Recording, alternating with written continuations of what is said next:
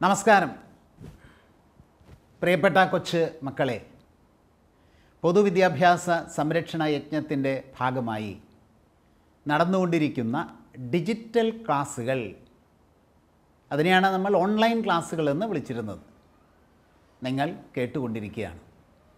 എല്ലാവർക്കും സന്തോഷം ഉണ്ടാവും അല്ലേ? നമുക്ക് ക്ലാസ്സിൽ പോകാൻ പറ്റാത്ത ഒരു സാഹചര്യത്തിലാണ് വിദ്യാഭ്യാസ വകുപ്പ് ഇങ്ങനെ ഡിജിറ്റൽ ക്ലാസ്സുകൾ സംഘടിപ്പിച്ചത്.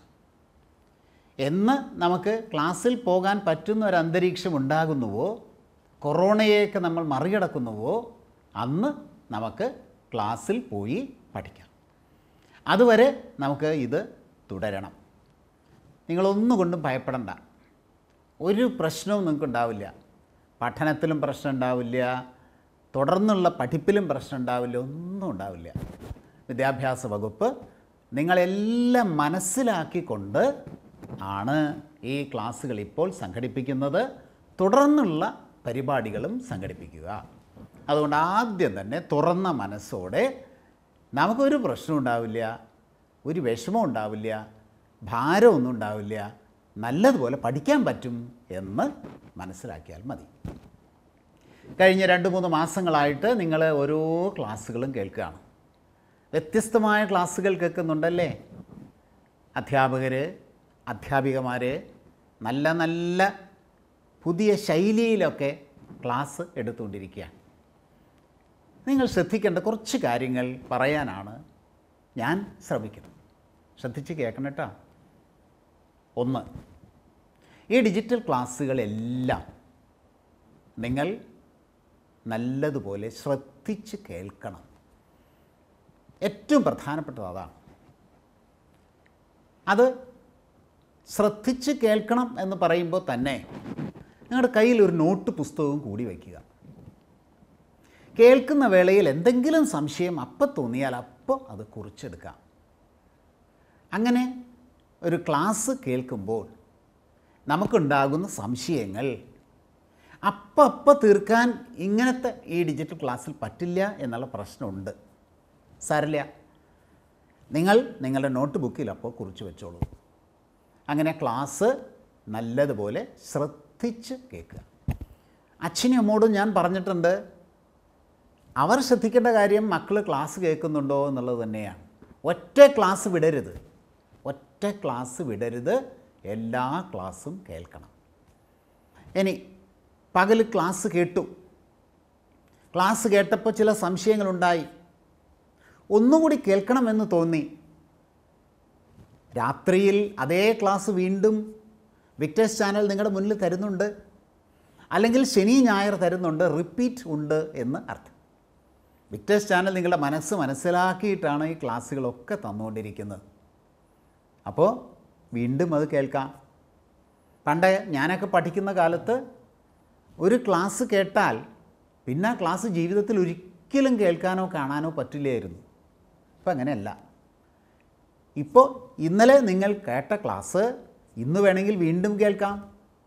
അത് യൂട്യൂബിൽ അപ്ലോഡ് ചെയ്തിട്ടുണ്ട്, അത് ഡൗൺലോഡ് ചെയ്ത് കേൾക്കാം. അങ്ങനെ ഡൗൺലോഡ് ചെയ്യാൻ പറ്റാത്തവർ, നെറ്റ് സൗകര്യമില്ലാത്തവരൊക്കെ ഉണ്ടെങ്കിൽ നിങ്ങളുടെ അധ്യാപകരോട് പറഞ്ഞാൽ മതി. സമഗ്ര ശിക്ഷാ കേരളം BARC വഴി അത്തരത്തിൽ സൗകര്യമില്ലാത്ത കുട്ടികൾക്ക് ക്ലാസ് വീണ്ടും കാണുന്നതിനുള്ള സൗകര്യങ്ങൾ ഏർപ്പെടുത്തി കൊടുക്കും. അങ്ങനെ എല്ലാവർക്കും നേരിട്ട് കാണാനും വീണ്ടും കാണണമെങ്കിൽ അതിനുകൂടി സൗകര്യം വിദ്യാഭ്യാസ വകുപ്പ് ഒരുക്കിയിട്ടുണ്ട്. അപ്പോൾ എന്ത് ചെയ്യണമെന്നാണ് പറഞ്ഞത്? ക്ലാസ് കൃത്യമായിട്ട് നല്ലതുപോലെ ശ്രദ്ധിച്ച് കേൾക്കണം. വീണ്ടും അത് കാണണമെന്ന് തോന്നിയാൽ റിപ്പീറ്റ് നിങ്ങൾ ഉപയോഗിച്ച് കാണണം. അങ്ങനെ കാണുമ്പോൾ ഉണ്ടാകുന്ന സംശയങ്ങൾ നമുക്ക് മാറ്റിയെടുക്കണം, ആ സംശയം തീർക്കണം. അതിനെന്താ വഴി? നിങ്ങളുടെ അധ്യാപകരെ വിളിക്കുക. ഫോണിൽ വിളിക്കാം, അല്ലെങ്കിൽ സ്മാർട്ട് ഫോൺ ഉണ്ടെങ്കിൽ നിങ്ങൾക്ക് നിങ്ങളുടേതായ ഓൺലൈൻ സംവിധാനം വഴി ആ സംശയം അധ്യാപകരിലെത്തിക്കാം. അപ്പോൾ മിക്കവാറും സ്കൂളുകൾ അതിനുള്ള സംവിധാനം ഉണ്ടാക്കി കഴിഞ്ഞിട്ടുണ്ട്. അവർ പുതിയ സംവിധാനം ഉപയോഗിച്ചുകൊണ്ട് നെറ്റ്വർക്കുകളൊക്കെ ഉണ്ടാക്കിയിട്ടുണ്ട്. ആ സംശയം തീർക്കാനും നമുക്ക് പറ്റും. അപ്പോൾ ഓരോ കുട്ടിക്കും ഉണ്ടാകുന്ന സംശയങ്ങൾ അപ്പോൾ തീർക്കാനുള്ള എല്ലാ സൗകര്യങ്ങളും ഇപ്പോൾ ഉള്ളത് നല്ലതുപോലെ ഉപയോഗിക്കുക. അങ്ങനെ ഉപയോഗിക്കുമ്പോൾ നിങ്ങൾക്കൊരു സംശയം ഉണ്ടാവാം. ഒന്നാമത്തെ പാഠം, ആ പാഠം എടുത്തു കഴിഞ്ഞോ എന്ന് സംശയം ഉണ്ടാവും. ആ പാഠം എടുത്തു കഴിഞ്ഞിട്ടില്ല. ആ പാഠത്തിൽ നിങ്ങൾ പഠിക്കേണ്ടതായ കുറേ കാര്യങ്ങൾ വ്യക്തമാക്കിയിട്ടുണ്ട്. അത് നല്ലതുപോലെ മനസ്സിലാക്കുക. അതിനുശേഷം ഇനി സ്കൂൾ തുറക്കുന്ന ഒരു അവസ്ഥ ഉണ്ടാകുമ്പോൾ ക്ലാസ്സിൽ ആ പാഠം വീണ്ടും എടുക്കും. അപ്പോൾ നിങ്ങൾക്ക് ഈ ഓൺലൈൻ ക്ലാസ്സുകളിലൂടെ കേട്ട കാര്യവും ക്ലാസ്സിൽ ആ കാര്യവും ചേർത്ത് വെച്ച് കൂടുതൽ പഠിക്കാൻ പറ്റും. അങ്ങനെ ക്ലാസ്സിൽ ഇത് വീണ്ടും എടുക്കുമ്പോൾ ഒരിക്കൽ കൂടി ഞാൻ പണ്ട് കേട്ട ആ ക്ലാസ് കേൾക്കണമെന്ന് തോന്നിയാലോ വീണ്ടും ആ ക്ലാസ് നിങ്ങൾക്ക് യൂട്യൂബിൽ നിന്നും ഡൗൺലോഡ് ചെയ്ത് കേൾക്കാനുള്ള സൗകര്യം ഉണ്ടാവും. അപ്പോൾ ഒരു ക്ലാസ് തന്നെ, ഒരു വിഷയം തന്നെ പല തവണ കേൾക്കാനുള്ള സാഹചര്യം ഉണ്ടാകുന്നു എന്നാണ് പറഞ്ഞതിൻ്റെ അർത്ഥം. ഈ സാഹചര്യം നിങ്ങൾ ഉപയോഗിക്കണം. ഇതാണ് കൊച്ചുമക്കൾ ചെയ്യേണ്ട ഏറ്റവും പ്രധാനപ്പെട്ട കാര്യം. ഞങ്ങൾക്കൊന്നും കിട്ടിയിട്ടില്ലാത്ത ഒന്നാണ്. ഒരു തവണ ക്ലാസ് കേട്ടാൽ കേട്ടു കഴിഞ്ഞു. പിന്നെ സംശയം അധ്യാപകരോട് ചോദിക്കാം. ഇത് പലതവണ ക്ലാസ് കേൾക്കാനുള്ള സാധ്യതയുള്ളത് നല്ലതുപോലെ ഉപയോഗിച്ചുകൊണ്ട് എല്ലാ സംശയങ്ങളും തീർക്കുക, എല്ലാ പോർഷനും കൃത്യമായിട്ട് നല്ലതുപോലെ മനസ്സിലാക്കുക. ഇതാണ് ഏറ്റവും ആദ്യം ചെയ്യേണ്ട കാര്യം. ഇവിടെ നിങ്ങളുടെ വീട്ടിൽ അച്ഛനും അല്ലെങ്കിൽ അമ്മയും ചേട്ടൻ ചേച്ചിയും ഒക്കെ ഈ വിഷയം പഠിച്ചവരുണ്ടാകാം, പഠിക്കാത്തവരുണ്ടാവാം, ഒക്കെ ഉണ്ടാവാം. ആ സാഹചര്യം ഉപയോഗിച്ചുകൊണ്ട് നിങ്ങൾ മനസ്സിലാക്കിയ കാര്യങ്ങൾ അവരുമായി പങ്കുവയ്ക്കണം. പുതിയൊരു ക്ലാസ്സിലിപ്പോൾ നമ്മളിരിക്കണത് പണ്ട് നമ്മുടെ കൂട്ടുകാരും ടീച്ചറും ഉള്ള ക്ലാസ് വിട്ട് അച്ഛനും അമ്മയും ചേട്ടനും ചേച്ചിയും ഒക്കെ ഉള്ളൊരു ക്ലാസ്സിലാണ്, പുതിയൊരു ക്ലാസ്സിലാണ് നമ്മളിരിക്കണത്. അതുകൊണ്ട് അവരുമായിട്ട് ആശയങ്ങൾ പങ്കുവയ്ക്കുക. വീട്ടിലുള്ള പുസ്തകങ്ങൾ പലതും ഉണ്ടെങ്കിൽ അത് ഈ വിഷയത്തെക്കുറിച്ചാണെങ്കിൽ നല്ലതുപോലെ വായിക്കുക. അങ്ങനെ പഠിച്ച വിഷയങ്ങൾ കുറേ കൂടി ആഴത്തിൽ മനസ്സിലാക്കുവാനുള്ള എല്ലാ സാധ്യതകളും നിങ്ങൾ നല്ലതുപോലെ ഉപയോഗിക്കണം. നമുക്ക് എന്നാണ് സ്കൂൾ തുറക്കുക എന്ന് ഇപ്പോഴും നമുക്ക് പറയാറായിട്ടില്ല. സ്കൂൾ തുറക്കുമ്പോൾ നമുക്ക് ക്ലാസ്സിൽ പോയി ടീച്ചർ നേരിട്ട് പഠിപ്പിക്കുന്നത് കൂടി കേട്ട് ഈ വിഷയവും ആ ക്ലാസ്സിൽ കേൾക്കുന്നതും ചേർത്ത് വെച്ച് കൂടുതൽ പഠിക്കാൻ നമുക്ക് പറ്റും. പിന്നെ എങ്ങനെയാണ് പരീക്ഷ നടക്കുക, ഇതൊന്നും നിങ്ങൾ പേടിക്കേണ്ട. അതെല്ലാം അതനുസരിച്ച് വിദ്യാഭ്യാസ വകുപ്പ് പ്ലാൻ ചെയ്യും. നിങ്ങളുടെ മനസ്സിനും നിങ്ങളുടെ ശരീരത്തിനും പറ്റുന്ന രീതിയിലുള്ള പരിപാടികൾ മാത്രമേ വിദ്യാഭ്യാസ വകുപ്പ് സംഘടിപ്പിക്കുള്ളൂ. അതുകൊണ്ട് അത്തരത്തിൽ ഒരാൾക്കും ഒരു ഭയവും വേണ്ട. പോർഷൻ തീരോ അതൊന്നും ഭയപ്പെടേണ്ട. ചിലർക്ക് സംശയമുണ്ടോ, നമ്മൾ സിലബസ് എങ്ങും കുറയ്ക്കുമോ? ഇപ്പം ക്ലാസ് തുടങ്ങിയിട്ടില്ലല്ലോ, അതുകൊണ്ട് സിലബസ് എങ്ങും കുറയ്ക്കുമോ? അത് ചിലർക്കുണ്ടാകും സംശയം. സിലബസ് ഒന്നും കുറയ്ക്കുന്നില്ല. കേരളത്തിലെ സംസ്ഥാന സർക്കാർ തീരുമാനിച്ചിട്ടുണ്ട്, വിദ്യാഭ്യാസ വകുപ്പ് തീരുമാനിച്ചിട്ടുണ്ട്, സിലബസ് ഒന്നും കുറയ്ക്കുന്നില്ല. അയ്യോ, അതെന്താ കുറയ്ക്കാത്തേ? ഞങ്ങൾക്ക് സമയം കുറേ നഷ്ടപ്പെട്ടിട്ടുണ്ടല്ലോ. അതിനുവേണ്ടിയാണ് ഞാൻ പറഞ്ഞത്, ഇപ്പോൾ നമ്മൾ ഡിജിറ്റൽ ക്ലാസ്സുകൾ കേൾക്കുന്നത് നല്ലതുപോലെ ഹൃദിസ്ഥമാക്കി വരാൻ പോകുന്ന ക്ലാസ്സുകളിൽ ആ ക്ലാസ് നേരിട്ടെടുക്കുന്നത് ചേർത്ത് പഠിക്കുമ്പോൾ സമയം നഷ്ടപ്പെട്ടു എന്ന പ്രശ്നമേ വരില്ല. ആരും ഭയപ്പെടണ്ട. അതുകൊണ്ട് സിലബസിലുള്ള മുഴുവൻ കാര്യങ്ങളും നമുക്ക് പഠിക്കാൻ പറ്റും, എളുപ്പത്തിൽ പഠിക്കാൻ പറ്റും. അതിന് വിദ്യാഭ്യാസ വകുപ്പ് എല്ലാ പരിപാടികളും തയ്യാറാക്കിയിട്ടുണ്ട്. അതുകൊണ്ട് സിലബസ് കുറയ്ക്കില്ല. അപ്പം വേറൊരു ചോദ്യം, സിലബസ് കുറച്ച് എളുപ്പമാണല്ലോ, പരീക്ഷയ്ക്ക് എളുപ്പമല്ലേ എന്നൊരു തോന്നൽ ചിലപ്പോൾ മക്കൾക്കുണ്ടായേക്കാം. പക്ഷെ കേൾക്കണേ, നമുക്ക് അടുത്ത കൊല്ലം അടുത്ത ക്ലാസ്സിൽ പോകണം വേണ്ടേ? അടുത്ത ക്ലാസ്സിൽ പോകുമ്പോൾ അടുത്ത ക്ലാസ്സിലെ പോർഷൻസ് പഠിക്കണം. അങ്ങനെ പഠിക്കണമെങ്കിൽ ആ പോർഷൻസിൻ്റെ തുടക്കം ഈ ക്ലാസ്സിൽ ഇക്കൊല്ലാണ് പഠിക്കുന്നത്, അത് പൂർണ്ണമായിട്ട് നമുക്ക് മനസ്സിലായിരിക്കണം. എന്നാലേ അടുത്ത വർഷം പഠിക്കാൻ പോകുന്ന കാര്യങ്ങൾക്ക് അടിത്തറയുണ്ടാവുള്ളൂ. അതുകൊണ്ട് നിങ്ങൾ എത്ര ഉയർന്നു പഠിക്കണമോ അത്ര ഉയർന്നു പഠിക്കാൻ വേണ്ടി നിങ്ങൾക്ക് അടിത്തറ ഒരുക്കാൻ വേണ്ടിയിട്ടാണ് സിലബസിൽ ഉദ്ദേശിച്ച കാര്യങ്ങൾ മുഴുവൻ നിങ്ങളിലേക്ക് എത്തിക്കണം എന്ന് വിദ്യാഭ്യാസ വകുപ്പ് തീരുമാനിച്ചിട്ടുള്ളത്. മനസ്സിലായോ? അതുകൊണ്ട് ഈ കൊല്ലം സിലബസ് ഒന്നും കുറയ്ക്കാതെ അത് കൃത്യമായി വിദ്യാഭ്യാസ വകുപ്പ് പറഞ്ഞു തരും. അങ്ങനെ കൃത്യമായിട്ടത് പഠിക്കാൻ പറ്റും. അതുകൊണ്ട് സിലബസ് കുറച്ച് നമുക്ക് ഈ കാര്യങ്ങൾ കുറെ കൂടി വേറൊരു തലത്തിൽ പഠിക്കേണ്ടി വരും എന്നുള്ള ആശങ്കയേ വേണ്ട. അച്ഛനും വേണ്ട, അമ്മയ്ക്കും വേണ്ട, മക്കൾക്കും വേണ്ട. അതിനെല്ലാമുള്ള പരിപാടി വിദ്യാഭ്യാസ വകുപ്പ് തയ്യാറാക്കിയിട്ടുണ്ട്. ഇങ്ങനെ കൊറോണ സാഹചര്യത്തിൽ നമ്മൾ പഠിക്കുമ്പോൾ ഈ ഡിജിറ്റൽ ക്ലാസ്സുകളിൽ നമ്മൾ എന്താണ് യഥാർത്ഥത്തിൽ ശ്രദ്ധിക്കേണ്ടത് എന്ന് ഒന്ന് ഊന്നി പറയാം. ഇത്രയേ ഉള്ളൂ, വളരെ ലളിതമാണ്. ബേസിക് ആയിട്ടുള്ള കാര്യം, അടിസ്ഥാന കാര്യങ്ങളാണ് നിങ്ങളിപ്പോൾ ശ്രദ്ധിച്ച് മനസ്സിലാക്കേണ്ടത്. അടിസ്ഥാന കാര്യങ്ങൾ. കണക്കിൻ്റെ ക്ലാസ് കേൾക്കുന്നു. കണക്കിൻ്റെ ക്ലാസ് കേട്ട് ഇനി അത് നിങ്ങളുടെ യഥാർത്ഥ ക്ലാസ്സിൽ പോയി അവിടെ ആ പാഠം പഠിക്കുമ്പോൾ അത് നല്ലതുപോലെ ഉറപ്പിക്കാൻ നമ്മുടെ ഡിജിറ്റൽ ക്ലാസ്സുകളിൽ നിന്നും കിട്ടുന്ന ചില കാര്യങ്ങൾ, അതായത് അടിസ്ഥാന കാര്യങ്ങൾ ഉറപ്പിക്കണം. പെരുക്കുന്നത് എങ്ങനെയാണ്, കൂട്ടുന്നത് എങ്ങനെയാണ്, കിഴിക്കുന്നത് എങ്ങനെയാണ്, ഹരിക്കുന്നത് എങ്ങനെയാണ്, എന്തിനാണ് ഇതെല്ലാം ചെയ്യുന്നത്, അതാണ് പ്രധാനപ്പെട്ടത്. അതെന്താണ് എന്ന് ചിലപ്പോൾ പെട്ടെന്ന് മനസ്സിലാവും. അപ്പോൾ അത് എന്തിനാണിത് ചെയ്യുന്നത്, അതിനെയാണ് ബേസ് എന്ന് പറയുന്നത്. അതാണ് അടിത്തറ എന്ന് പറയുന്നത്. എന്തിനു വേണ്ടി ഇതെല്ലാം ചെയ്യുന്നു, അത്തരത്തിലുള്ള അടിത്തറ ഉറപ്പിക്കുക എന്നുള്ളതാണ് നമ്മൾ ചെയ്യേണ്ട ഏറ്റവും പ്രധാനപ്പെട്ട കാര്യം. അങ്ങനെ വന്നാൽ നമ്മൾ കെട്ടിടമൊക്കെ പണിയില്ലേ, നല്ല അടിത്തറ പണിത് കഴിഞ്ഞാലോ നല്ല ഉയരത്തിൽ കെട്ടിടം പണി, എത്ര ഉയരത്തിലും കെട്ടിടം പണിയാം. അപ്പോൾ നമുക്ക് എത്ര വേണമെങ്കിൽ ഉയർന്നു പോകാം. അതുകൊണ്ട് ഏറ്റവും അടിസ്ഥാന കാര്യങ്ങൾ ടീച്ചർ പറയുമ്പോൾ ശ്രദ്ധിച്ച് കേൾക്കണം. പെരുക്കുന്നു എന്ന് പറയും. അപ്പോൾ മനസ്സിൽ എന്തിനായി പെരുക്കുന്നത് എന്ന ചോദ്യം വരുമ്പോൾ, ആ ചോദ്യം മനസ്സിൽ വന്നാൽ പെരുക്കുക എന്നത് എന്താണെന്നും എന്തിനാണ് ആ ക്രിയ ചെയ്യുന്നത് എന്നും നമുക്ക് മനസ്സിലാക്കാൻ പറ്റും. അതിനിപ്പോൾ ഞാൻ ഉത്തരം പറയാനല്ല ഉദ്ദേശിക്കുന്നത്. നിങ്ങളുടെ ക്ലാസ്സിലും തുടർ ചോദ്യങ്ങളിലും ഒക്കെ ഈ ഒരു അന്വേഷണ ഭാവം ഉണ്ടെങ്കിൽ എന്തിനു വേണ്ടി ആ ക്രിയ ചെയ്യുന്നു എന്ന് നമുക്ക് മനസ്സിലാകും. അപ്പോൾ അങ്ങനെ കെമിസ്ട്രി ആയാലും ഫിസിക്സ് ആയാലും ഭാഷയായാലും ചരിത്രമായാലും ഏതായാലും അതിൻ്റെ അടിത്തറ നല്ലതുപോലെ ഉറപ്പിക്കണം. ഇപ്പോൾ ഭാഷയുടെ നമുക്കറിയാം, നല്ല ഭാഷ സംസാരിക്കുന്ന കുട്ടി എല്ലാം അത്ഭുതപ്പെട്ടു പോകും. നല്ല അക്ഷരസ്ഫുടതയോടുകൂടി സംസാരിക്കുന്ന കുട്ടി, ഈ കുട്ടി എവിടെയാണ് പഠിച്ചത് എന്നെല്ലാവരും ചോദിക്കും. അവർക്ക് മനസ്സിലാവണം, ഈ കുട്ടി പൊതുവിദ്യാലയത്തിൽ പഠിച്ച കുട്ടിയാണ്. അതാണ് ഈ മാറ്റം കാണുന്നത്. നല്ല അക്ഷരസ്ഫുടത, പഠനം എന്ന് തന്നെ പറയണം. പഠനം, ഢ എന്നെഴുതുന്നത് പഠനം. അധ്യാപകൻ, കണ്ട, വിദ്യാഭ്യാസം, വിദ്യാഭ്യാസം പറഞ്ഞു നോക്കൂ. അങ്ങനെ തന്നെയാണോ വരണതെന്ന് പറഞ്ഞു നോക്കൂ. അപ്പം അതുകൊണ്ട് ഓരോ വാക്കും വളരെ കൃത്യമായിട്ട് പറയാൻ നമുക്ക് പറ്റണം. നല്ല സ്ഫുടതയുണ്ടാകണം. തെറ്റാതെ പറയാൻ പറ്റണം. ഒരു വാചകം തുടങ്ങിക്കഴിഞ്ഞാൽ അത് കൃത്യമായി എത്തേണ്ടടുത്ത് തന്നെ എത്തണം. ഈ ശീലങ്ങളാണ് ഭാഷയുടെ അടിത്തറ. ഞാൻ നേരത്തെ പറഞ്ഞ പെരുക്കുക, കിഴിക്കുക, ഗുണിക്കുക, അതൊക്കെ അറിയുന്നതാണ് കണക്കിൻ്റെ അടിത്തറ.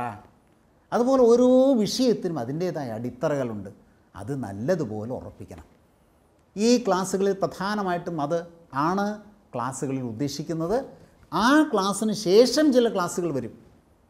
3-4 ക്ലാസ് കഴിയുമ്പോൾ ചില പ്രത്യേക ക്ലാസ്സുകൾ വരും. ആ ക്ലാസ്സിൽ ഒന്നുകൂടി ഊന്നി ഈ അടിത്തറയെക്കുറിച്ച് പറയും, ബേസിനെ കുറിച്ച് പറയും.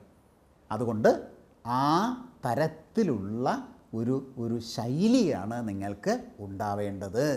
ഞാൻ ടി വി കണ്ടു, എന്തോ കണ്ടു എന്ന രീതിയിൽ എഴുന്നേറ്റ് പോകരുത്. ചിലരോട് ഞാൻ ചോദിച്ചു, ക്ലാസ് കാണുന്നുണ്ടോ? ഉവ്വ്. എന്താ കണ്ടേ? എന്തോ കണ്ടു. പോരാ. എന്താ കണ്ടത്? അതിൽ നിന്ന് എന്താ ഞാൻ മനസ്സിലാക്കിയത്? എന്താണ് എൻ്റെ സംശയം? ഈ രീതിയിൽ ശ്രദ്ധയോടുകൂടി ഈ ക്ലാസ് കേട്ട് കഴിഞ്ഞാൽ നിങ്ങളുടെ ഭാവി നല്ലതുപോലെ ശോഭനമായിരിക്കും എന്നുള്ള കാര്യം ഉറപ്പാണ്. കാരണം ഒരിക്കൽ കേട്ട ക്ലാസ് പിന്നെയും കേൾക്കാനുള്ള സാഹചര്യമാണ് ഇവിടെ നിൽക്കുന്നത്. അതൊരിക്കലും നമ്മൾ പാഴാക്കരുത്. ഈ അവസരം പാഴാക്കരുത്. നല്ലതുപോലെ ഉപയോഗിക്കണം. ഇനി പരീക്ഷയെക്കുറിച്ച് നിങ്ങളൊന്നും ഭയപ്പെടേണ്ടതില്ല. ഒരു കുട്ടിയെ മനസ്സിലാക്കാനുള്ള ഒരു വഴിയാണ് പരീക്ഷ. അത് മാർക്ക് കിട്ടാൻ വേണ്ടി മാത്രമൊന്നുമല്ല. അപ്പോൾ ആ രീതിയിൽ പരീക്ഷയുടെ ദർശനം അനുസരിച്ച് ചില തയ്യാറെടുപ്പുകൾ വിദ്യാഭ്യാസ വകുപ്പ് നടത്തി വരികയാണ്. അപ്പോൾ അക്കാര്യം നിങ്ങളുടെ മനസ്സിൽ ഭയമായിട്ടേ വേണ്ട. നിങ്ങൾ ഈ കാര്യം പഠിച്ചുകൊണ്ടേയിരിക്കുക. പിന്നെ നിങ്ങളുടെ മനസ്സിന് ഈ അടിസ്ഥാന കാര്യങ്ങൾ പഠിക്കുമ്പോൾ ഉണ്ടാവേണ്ട ഏറ്റവും പ്രധാനപ്പെട്ട ഒരാശയം അന്വേഷണം ആണ്. എന്താ അതിങ്ങനെയായത്, എന്തുകൊണ്ടതിങ്ങനെയായത് എന്ന അന്വേഷണ ഭാവം നിങ്ങൾക്ക് വേണം. അതാണ് മനസ്സിനെ വളർത്തുന്ന ഭാവം. ഇതാണ് പഠനം. അതിന് അച്ഛനോടും അമ്മോടും അധ്യാപകരോടും ഒക്കെ ഇതിനെ പറ്റിയ പുസ്തകം എന്താ അച്ഛാ, ഇതിനെ പറ്റിയ പുസ്തകം എന്താ അമ്മേ, ഈ പുസ്തകം എന്താ ചേട്ടാ, അല്ലെങ്കിൽ ടീച്ചറെ മാഷേ ചോദിക്കുക. പുസ്തകങ്ങൾ അതിനനുസരിച്ച് കരസ്ഥമാക്കാൻ ശ്രമിക്കുക. ക്ലാസ് കേട്ട് മനസ്സിൽ ചില സംശയങ്ങൾ വെച്ച് അന്വേഷണ മനസ്സുണ്ടായി പുസ്തകങ്ങൾ അതിനനുസരിച്ച് വായിക്കുമ്പോൾ കൂടുതൽ കൂടുതൽ ഉയരങ്ങളിലേക്ക് നിങ്ങൾ വളരും. ഈ സാധ്യതയാണ് നിങ്ങൾ ഉപയോഗിക്കേണ്ടത്. ഒരുപാട് സമയം ഇപ്പോൾ കിട്ടുന്നുണ്ട്. നമുക്ക് പുറത്തൊന്നും പോയി കളിക്കാനൊന്നും പറ്റാത്ത സാഹചര്യമാണ് കൊറോണ കാലം. അതുകൊണ്ട് ഈ ക്ലാസ് കഴിഞ്ഞാൽ നിങ്ങൾക്ക് ഇഷ്ടം പോലെ സമയം കിട്ടുന്നു. ആ സമയം ഈ രീതിയിൽ ഉപയോഗിക്കണം.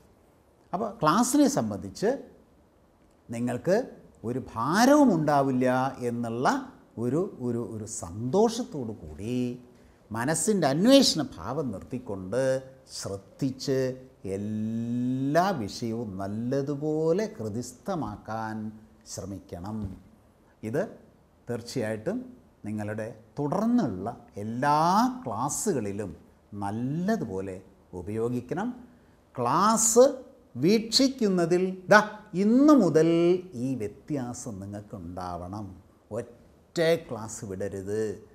എല്ലാ ക്ലാസ്സും കഴിയുമ്പോൾ മനസ്സൊരുപാട് മേഖലയിലേക്ക് ഇങ്ങനെ അന്വേഷിച്ചു കൊണ്ടിരിക്കുക, ചോദ്യം ചോദിക്കുക എന്ന രീതിയിൽ വരുമ്പോൾ നിങ്ങളുടെ അച്ഛനും അമ്മയും ഉദ്ദേശിക്കുന്നതിനേക്കാൾ ഉയരത്തിൽ എത്തും.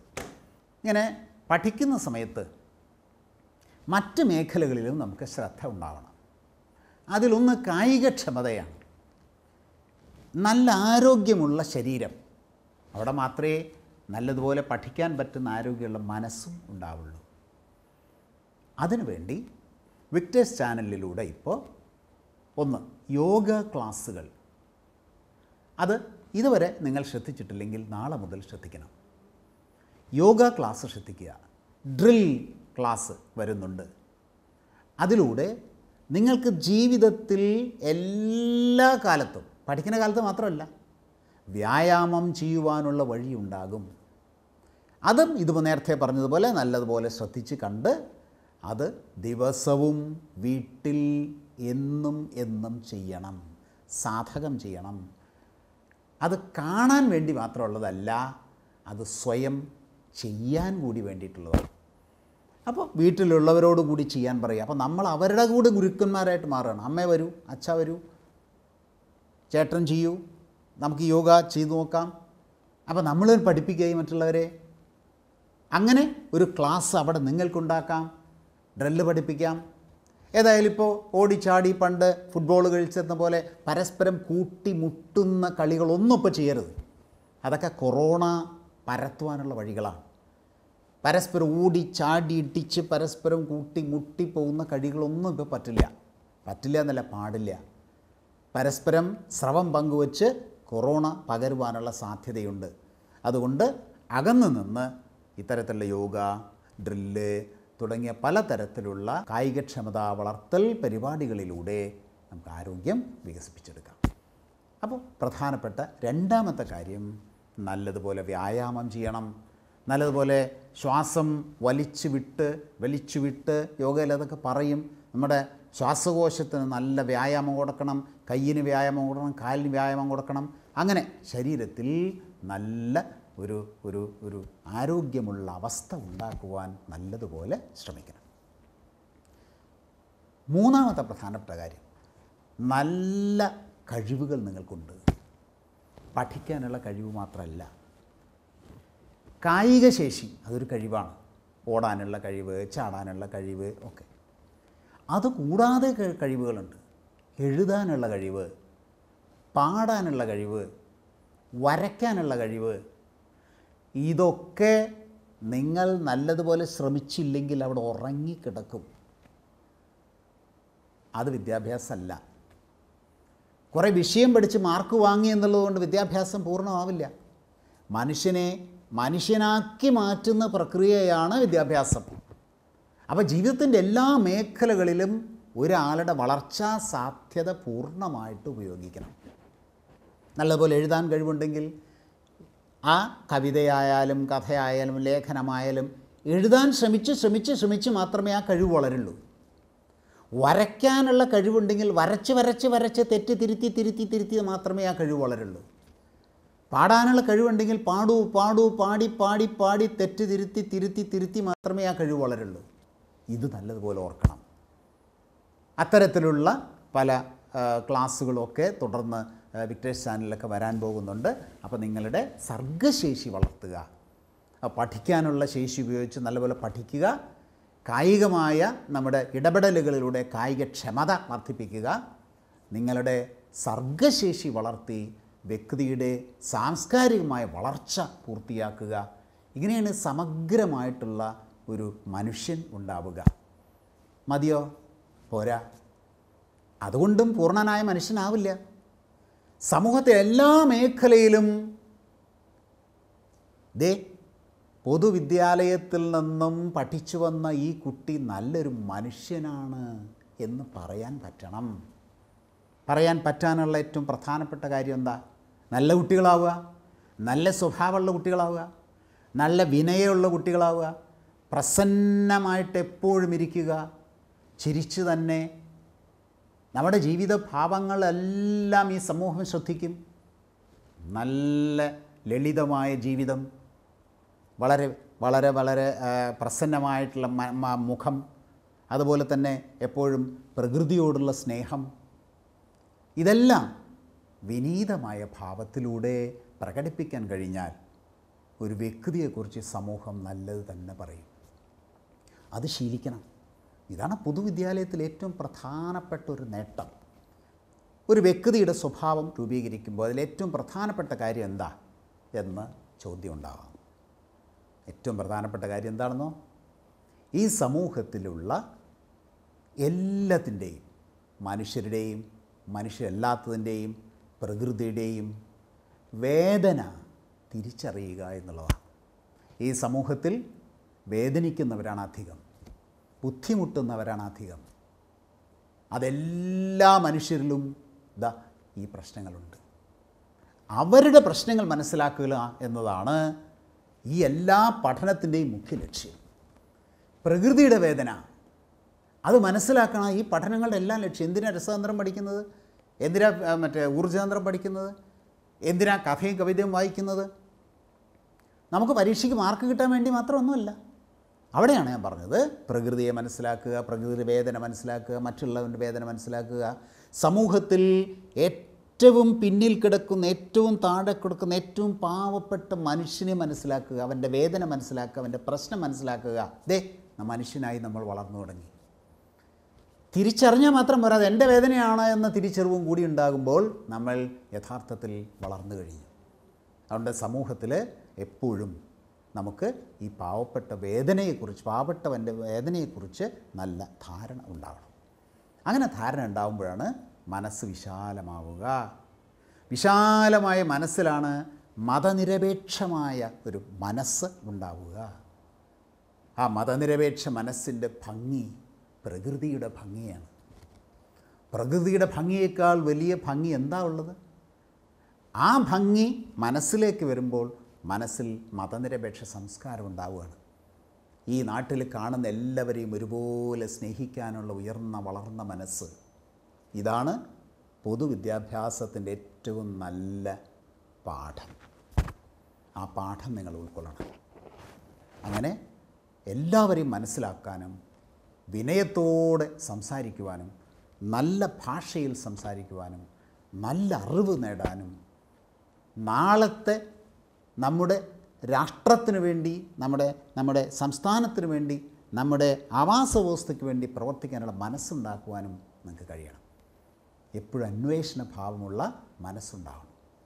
ഏറ്റവും പ്രധാനപ്പെട്ടത് ശക്തമായി ചോദ്യം ചോദിക്കുവാനുള്ള മനസ്സുണ്ടാവണം. ചോദ്യം ചോദിച്ച് തോൽപ്പിക്കാനല്ല, അത് സ്വയം ചോദ്യം ചോദിക്കുക. എന്തുകൊണ്ടാണ് അങ്ങനെ ചോദിച്ചാണ് ശാസ്ത്രജ്ഞന്മാർ പലതും കണ്ടെത്തിയത്. ഐസക് ന്യൂട്ടൺ ആപ്പിൾ മുകളിൽ നിന്ന് താഴേക്ക് വീണ കണ്ടപ്പോൾ ഒരു ചോദ്യം മനസ്സിൽ വരുന്നു, എന്തുകൊണ്ട് ആപ്പിൾ താഴേക്ക് വീണു, മുകളിലേക്ക് പോയി കൂടെ? ആ ചോദ്യമാണ് ഗുരുത്വാകർഷണത്തിലേക്ക് എത്തിയത്. ആ കണ്ടുപിടുത്തമാണ് മനുഷ്യനെ മനുഷ്യനാക്കിയത്. ഈ ചോദ്യം നിങ്ങളുടെ മനസ്സിലുണ്ടാവണം. അതുപോലെ തന്നെ തെറ്റിനെതിരെ പ്രതികരിക്കാൻ നമുക്ക് കഴിയണം. തെറ്റിനെതിരെ പ്രതികരിക്കണമെങ്കിൽ ഒരു കാര്യം ഓർമ്മ വേണം, സ്വയം തെറ്റുണ്ടാകരുത്. വളരെ വളരെ പ്രധാനപ്പെട്ടതാണ്. പൊതുവിദ്യാലയത്തിൽ നിന്നും പുറത്തു വരുന്നൊരു കുട്ടി ഈ ഗുണങ്ങളെല്ലാമുള്ളൊരു കുട്ടിയാണ്. ശക്തമായ പ്രതികരണം, തെറ്റുകൾക്കെതിരെയുള്ള പ്രതികരണം, സ്വയം തെറ്റില്ലാത്തൊരവസ്ഥ സൃഷ്ടിച്ചുകൊണ്ട് തെറ്റിനെതിരെയുള്ള പ്രതികരണം, വിനയമത്തോടുകൂടിയുള്ള നമ്മുടെ പെരുമാറ്റം, നല്ല ഭാഷ, ഇത്തരത്തിലുള്ള വലിയ സാംസ്കാരിക ഉൽപ്പന്നമായിട്ട് നമുക്ക് ഈ ഈ ഈ ക്ലാസ്സിൻ്റെ ഉൽപ്പന്നത്തെ മാറ്റണം. ഇത് മാത്രം പോരാ. ഇന്ന് സമൂഹത്തിൽ ഏറ്റവും വലിയൊരു പ്രശ്നം മദ്യം, മയക്കുമരുന്ന്, പുകയില, ഇതിൻ്റെ ഉപയോഗം വർധനവാണ്. മയക്കുമരുന്ന് ഉപയോഗം വർദ്ധിച്ച് വരികയാണ്. പൊതുവിദ്യാലയത്തിൽ പഠിക്കുന്ന ഒരു കുഞ്ഞും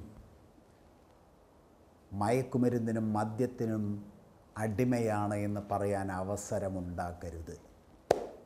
അതാണ് പൊതുവിദ്യാലയ പഠനത്തിൻ്റെ ഏറ്റവും വലിയ നേട്ടമാകേണ്ടത്.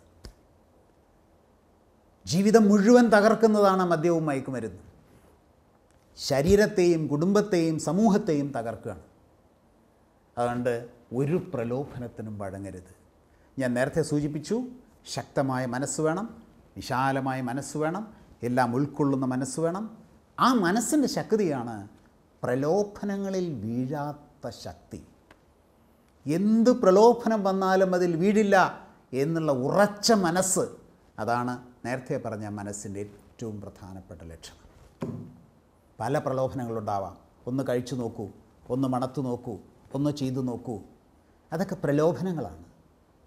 ഒരിക്കലും അതിൽ വീഴില്ല എന്ന ഉറച്ച മനസ്സാണ് പൊതുവിദ്യാലയത്തിലെ കുട്ടിയുടെ ഏറ്റവും പ്രധാനപ്പെട്ട നേട്ടം. ഇതെല്ലാം നിങ്ങളുടെ ഈ ഡിജിറ്റൽ ക്ലാസ്സുകളിലൂടെ പലതരത്തിൽ നിങ്ങൾക്ക് പറഞ്ഞു തരുന്നുണ്ട്. മയക്കുമരുന്നിൻ്റെ തന്മാത്രകളെല്ലാം നമ്മുടെ ശരീരത്തിൽ വളരെ വളരെ പെട്ടെന്ന് നമ്മുടെ ബ്രെയിനിലേക്ക്, സെൻട്രൽ നെർവസ് സിസ്റ്റത്തിലേക്ക് എത്തി സെൻട്രൽ നെർവസ് സിസ്റ്റത്തെ വല്ലാതെ പ്രകമ്പനം കൊള്ളിപ്പിച്ച് നമ്മുടെ ശരീരത്തെ തളർത്തുന്നവയാണ്. ശരീരത്തിന് ദോഷമേ ചെയ്യൂ ഒരിക്കലും. സെൻട്രൽ നെർവസ് സിസ്റ്റത്തിൽ ഒരു തന്മാത്ര പോലും മയക്കുമരുന്നിൻ്റെ എത്തുകയില്ല എന്ന് ഉറപ്പിച്ചാൽ ജീവിതം പകുതി വിജയിച്ചു എന്നുള്ളത് ഉറപ്പാണ്. അതുകൊണ്ട് ഒരിക്കലും മയക്കുമരുന്ന്, മദ്യം, പുകയില, ഇത് എന്ത് പ്രലോഭനം വന്നാലും ഉപയോഗിക്കില്ല എന്ന് ഉറപ്പാക്കണം. ഇന്നത്തെ സാഹചര്യത്തിൽ ഒരു കാര്യം നല്ലതുപോലെ ശ്രദ്ധിക്കണം, അത് കൊറോണ വൈറസിനെ തടയുക എന്നുള്ളതാണ്. അതിൻ്റെ പ്രതിരോധമാണ് ഇപ്പോൾ നടക്കുന്നത്. നിങ്ങൾ ജീവിതത്തിൽ നല്ലതുപോലെ ശ്രദ്ധിച്ചാൽ ഉറപ്പ് ഈ കൊറോണ വൈറസിനെ തടയാൻ കഴിയും. നമ്മുടെ മൂക്കിൽ നിന്നും വായിൽ നിന്നും പുറത്തു വരുന്ന സ്രവം ആണ് ഈ വൈറസിനെ മറ്റുള്ളവരിലേക്ക് എത്തിക്കുന്നത്. അതുകൊണ്ട് ഒരാളിൽ നിന്നും ഒരാളുടെ വായിൽ നിന്നും മൂക്കിൽ നിന്നും എൻ്റെ വായിലേക്കോ മൂക്കിലേക്കോ ശരീരത്തിലേക്കോ സ്രവം വരില്ല എന്ന് ഉറപ്പാക്കിയാൽ ഈ രോഗം വരില്ല. അതിന് പ്രധാനമായും ചില ചുരുക്കി മാത്രം പറയാം. ഒന്ന്, നമ്മൾ അകന്ന് നിൽക്കുക എന്ന് തന്നെയാണ്. അതുകൊണ്ട് എത്ര അകന്ന് നിൽക്കാൻ പറ്റുമോ അത്ര. രണ്ടാമത്തെ കാര്യം, നല്ല മാസ്ക് ധരിക്കുക എന്നുള്ളതാണ്. അപ്പോൾ ഒരു ചോദ്യമുണ്ട്, മാസ്ക് ധരിച്ചിട്ടില്ലല്ലോ എന്ന ചോദ്യം. ഉണ്ട്, മാസ്ക് ഉണ്ട് അവിടെ. ആ മാസ്ക് ഇങ്ങനെ ഇടുക എന്നുള്ളതാണ്. ആ മൂക്കും വായും ഒക്കെ ഇങ്ങനെയാണ് കൃത്യമായിട്ട് വെക്കേണ്ടത്. വേണ്ട, മൂക്കിൻ്റെ മുകളിലേക്ക് കയറ്റി ഇങ്ങനെ വയ്ക്കുക. അപ്പോൾ ഇതിൻ്റെ ഉള്ളിലൂടെ സ്രവം ഇതിനകത്തേക്ക് കടക്കില്ല, 4 ഭാഗത്ത് വരും. പിന്നെ എന്താ മാഷ് ഇങ്ങനെ ഇട്ടേ എന്ന് ചോദിക്കേണ്ടാവും. മനസ്സിലായി. 2 കാര്യങ്ങളാണ്. ഒന്ന്, ഇപ്പോൾ ഈ മുറിയിൽ, ഞാൻ ഇന്ന് പറയുന്ന മുറിയിൽ ആരുമില്ല, അതുകൊണ്ട് ഇപ്പോൾ ഈ സ്രവം മറ്റൊരാളിൽ എത്താനുള്ള സാധ്യതയില്ല. എന്നാലും ഇത് വെച്ചൂടെ എന്ന് ചോദിക്കും. ഞാനീ പറഞ്ഞതൊക്കെ വ്യക്തമാകാൻ വേണ്ടി ആണ് ഇപ്പോൾ ഇതിങ്ങനെ താഴ്ത്തിയിട്ടിരിക്കുന്നത്. അങ്ങനെ ഇട്ടു എന്നുള്ളതുകൊണ്ട് ഈ മുറിയിൽ ഈ ചുറ്റുവട്ടത്ത് ആരുമില്ല എന്നുള്ളതുകൊണ്ട് അപകടമില്ല. അതുകൊണ്ട് അതെപ്പോഴും ഈ രീതിയിൽ തന്നെ ഉപയോഗിച്ചാൽ, അത് 1-2 മാസ്ക് പോലും ഉപയോഗിച്ചാൽ, ആരെങ്കിലും അടുത്ത് വരുന്നുണ്ടെങ്കിൽ മറ്റൊരു മാസ്ക് ധരിക്കൂ എന്ന് നിങ്ങൾ അങ്ങോട്ട് പറയണം. നിങ്ങൾ അധ്യാപകരാവണം. ആരെങ്കിലും മാസ്ക് ധരിക്കാതെ നേരെ വന്ന് സംസാരിക്കുന്നുണ്ടെങ്കിൽ മാസ്ക് ധരിക്കൂട്ടോ, കണ്ട വിനയത്തോടുകൂടി മാസ്ക് ധരിക്കൂട്ടോ എന്ന് പറഞ്ഞാൽ അവർക്കത് കുറ്റബോധത്തോടുകൂടി മാസ്ക് ധരിക്കും. അങ്ങനെ മാസ്ക് എല്ലാവരും കൃത്യമായി ധരിച്ചാൽ ഈ രോഗത്തെ പകുതി നമുക്ക് തടയാം. മൂന്നാമത്തെ പ്രധാനപ്പെട്ട കാര്യം, നമ്മുടെ കയ്യിൽ ഇതൊക്കെ ഉണ്ടെങ്കിലും ചിലപ്പോൾ ഈ സ്രവമൊക്കെ വീണ് ഏതെങ്കിലും തരത്തിലൊക്കെ ഉണ്ടാകാം. ആ വൈറസിനെ നമ്മുടെ കയ്യിൽ നിന്നും കളയാനുള്ള ഏറ്റവും പ്രധാനപ്പെട്ട വസ്തു സോപ്പാണ്. സോപ്പ് നല്ലതുപോലെ ഇട്ട് നല്ലതുപോലെ കഴുകുക. കണ്ടോ, കൈ എവിടെ നിന്നാണ് കഴുകണം നോക്കൂ, കൈ കഴുകണം. കണ്ടോ, കൈ ഇത്രയും പോരാ, ഇങ്ങനെ ഈ അറ്റം മുതൽ ഇങ്ങനെ പോരാ, അതിങ്ങനെ ഇവിടെ തൊട്ട് ഇങ്ങനെ കഴുകുക നല്ലതുപോലെ. കാരണം ഇവിടെയൊക്കെ അതിൻ്റെ സ്രവം വന്ന് വീഴാൻ സാധ്യതയുണ്ട്. എത്ര കണ്ട് സോപ്പിട്ട് നമ്മുടെ ശരീരം വൃത്തിയാക്കുന്നുവോ അത്ര കണ്ട് ഈ കൊറോണ വൈറസിനെ നമുക്ക് തടയാൻ കഴിയും. അത് നശിച്ചു പോകും. കൊറോണ വൈറസ് 3 ഷീറ്റ് അടുക്കിയതുപോലെ ഒരു മറ്റേ സ്പീഷീസാണ്. 3 ഷീറ്റ് അടുക്കിയതുപോലെ. അതിൽ മുകളിലത്തെ ഷീറ്റിനെ സോപ്പ് അടർത്തിക്കളയും. അപ്പോൾ അതോടുകൂടി ആ വൈറസ് ചത്തുപോകും.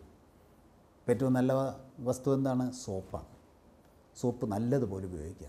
ദിവസം 2 നേരവും പറ്റുമെങ്കിൽ കുളിക്കുക. അപ്പോൾ സോപ്പ്. മൂന്നാമത്തെ പ്രധാനപ്പെട്ടതാണ് സാനിറ്റൈസറാണ്. അത് ആൽക്കഹോളാണ്. നിങ്ങൾ പഠിച്ചിട്ടുണ്ട്. ഈഥൈൽ ആൽക്കഹോൾ, ഐസോപ്രോപ്പൈൽ ആൽക്കഹോൾ, അതൊക്കെ പഠിച്ചിട്ടുണ്ടാകും.